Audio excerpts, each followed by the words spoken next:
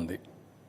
రాయలసీమ మనం చూస్తే రతనాల సీమగా చేసే అవకాశాలు ఉన్నాయి నీళ్లు ఇవ్వగలిగితే. ఇటీవల ఒకప్పుడు అనంతపురం జిల్లా లోయెస్ట్ పర్ క్యాపిటల్ ఇన్కమ్ ఇటీవల కాలం 4-5కు వచ్చేసింది. ఈ హార్టికల్చర్ ఇవన్నీ వచ్చిన తర్వాత బాగా పికప్ అవుతుంది. రేపు రాబోయే రోజు నీళ్ళు వస్తే రాయలసీమ ఏదైతే బాగా డెల్టా కంటే కూడా ఎక్కువ ఆదాయం వచ్చే పరిస్థితి వస్తుంది. ఇది రాయలసీమలో మీరు చూసిన తర్వాత అనంతపూర్ జిల్లా నేనే ఒకప్పుడు రాయదుర్గ ప్రాంతాన్ని ఎడారిగా మారిపోతుందంటే ఎడారిగా మారిపోయే పరిస్థితిలో మారకుండా చేయడానికి నిధులిచ్చి అక్కడ ప్రయత్నాలు చేశాం. అలాంటిది ఇప్పుడు చాలా వరకు ఆ జిల్లా బాగుపడే పరిస్థితి వచ్చింది. అదే మరి కృష్ణా రివర్లో కూడా పైనుంచి నీళ్లు రాకుండా ఒక్కొక్కసారి పైనుంచి నీళ్లు రావడం లేదు, సకాలానికి పంట వేయడం లేదు, తుఫాను వచ్చినప్పుడు హార్వెస్టింగ్ వచ్చే పరిస్థితి వస్తూ ఉంది. అనేక ఇబ్బందులు వచ్చాయి. పట్టసీమ వచ్చిన తర్వాత అర్లీ క్రాప్ వేసి రైట్ టైంలో పంట తీసుకునే పరిస్థితికి వచ్చాం. నేను కిందన కూడా మీకు ఎక్స్ప్లెయిన్ చేస్తాను. ఇంకో పక్క గోదావరి, ఇక్కడ మీరు చూస్తే మొత్తం నీళ్ళని గోదావరి కృష్ణాలో నీళ్లు తగ్గాయి, గోదావరిలో స్టిల్ నీళ్లు వస్తున్నాయి. నేను ఇక్కడ కూడా చూస్తే 2989 టీఎంసీ నీళ్లు ఫ్లడ్ వాటరు సముద్రంలోకి పోతూ ఉంది. ఇవన్నీ చూసిన తర్వాత సమగ్రంగా రాష్ట్రం మొత్తం నదుల అనుసంధానం చేసుకుంటే తప్ప కరువు కానీ వరదలు కానీ పూర్తిగా సమర్థవంతంగా ఎదుర్కోలేమనే ఉద్దేశంతోనే నేను ఈ ప్రాజెక్ట్ని ప్రపోజల్ తీసుకొస్తున్నాను.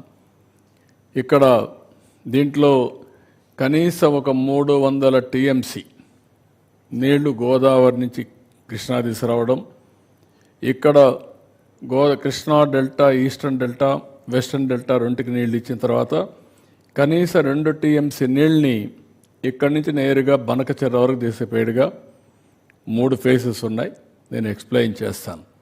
నెక్స్ట్, ఇక్కడ మీరు చూస్తే మొత్తం 50 సంవత్సరాల డేటా. కొంచెం జూమ్ చేయండి,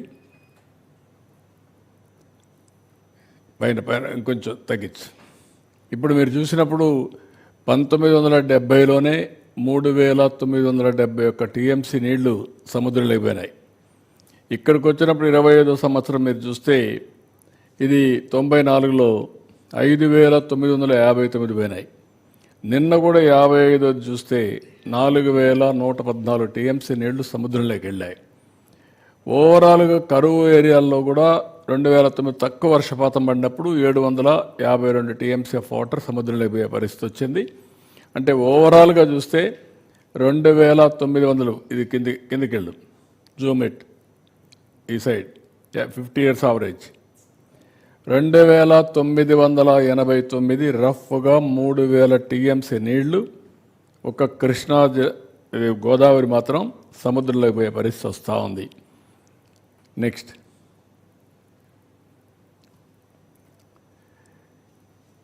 ఇది ఈ సంవత్సరం 4114 టీఎంసీ నీళ్లు నేను ఇప్పుడే మీకు చూపించాను. ఈసారి రిజర్వాయర్లో వాటర్ మేనేజ్మెంట్ చాలా వర్షాలు పడ్డాయి, వరుణ దేవుడు కరుణించాడు, ప్రభుత్వం కూడా సక్రమంగా పనిచేసాం. మేము నీళ్లు వస్తామంటే ఆ నీళ్లు రిజర్వాయర్లు పంపించడానికి శతవిధాలుగా ప్రయత్నం చేశాం. కొంతవరకు మా ప్రయత్నాలు ఫలించాయి. ఈరోజు మీరు చూస్తే ఫస్ట్ టైం చరిత్రలో ఇప్పుడు పంటలన్నీ వాడుకున్న తర్వాత total reservoir capacity in the state 983 TMC of water ఉంటుంది. అది మళ్ళీ షేరింగ్ కూడా ఉంది, శ్రీశైలం, నాగార్జునసాగర్ ఇవన్నీ. ప్రజెంట్ వాటర్ అవైలబిలిటీ 729 టీఎంసీ నీళ్లు ఉన్నాయి. 74% జనవరి 1కి నీళ్లు ఉండడం అనేది ఇది ఒక చరిత్ర. ఎప్పుడూ ఇది జరగలేదు. పంటలు అయిపోయిన తర్వాత, ఖరీఫ్ అయిన తర్వాత, రేపు రబీ వచ్చిన తర్వాత మొట్టమొదటిసారి ఖరీఫ్ కూడా అడ్వాన్స్ ఇచ్చేదానికి అవకాశం ఉంటుంది. వరదల కంటే ముందు, తుఫాను కంటే ముందు పంట తీసుకునే అవకాశం వస్తుంది. దాన్ని ప్లాన్ చేస్తున్నాం. ఇవన్నీ కూడా జరిగిన దానికి కారణం ప్రాపర్ మేనేజ్మెంట్ చేశాం. వరుణ దేవుడు కరుణించాడు, వర్షాలు పడ్డాయి. ఆ వర్షాన్ని కూడా రెయిన్ వాటర్ని ఎక్కడికక్కడ ఫ్లడ్ మేనేజ్మెంట్ చేసి తద్వారా రిజర్వాయర్లకు వాళ్ళు ఇచ్చాం సకాలంలో. ఇవన్నీ కూడా కలిసి వచ్చి ఈరోజు వాటర్ స్టోరేజ్ చేయగలిగాం. నేను ఎప్పుడూ చెప్పేవాడిని, మనం కానీ సమర్థవంతంగా నదులు అనుసంధానం చేసి ఎక్కడికక్కడ రిజర్వాయర్స్ కూడా కొన్ని కట్టుకోవాల్సిన అవసరం ఉన్నాయి. అవి కట్టుకుంటే భవిష్యత్తులో నీటి సమస్య ఉండదు. ఆంధ్రప్రదేశ్ 2 సమస్యలు ఉన్నాయి ఒకప్పుడు. ఒక పక్క తుఫాన్లు, ఇంకో పక్క కరువు. కరువుని సమర్థవంతంగా ఎవ్రీ ఎకరాకు నీళ్ళు ఇచ్చి సమర్థవంతంగా ఎదుర్కొంటే తుఫాన్ని ఎట్లా ఎదుర్కోవాలన్నది తప్పదు, అది ఎదుర్కొంటాం. ఇక్కడ రివర్స్ అన్నీ మీరు చూస్తే మొత్తం ఆల్ రివర్స్ అన్నీ కూడా మీరు చూసినప్పుడు ఇక్కడ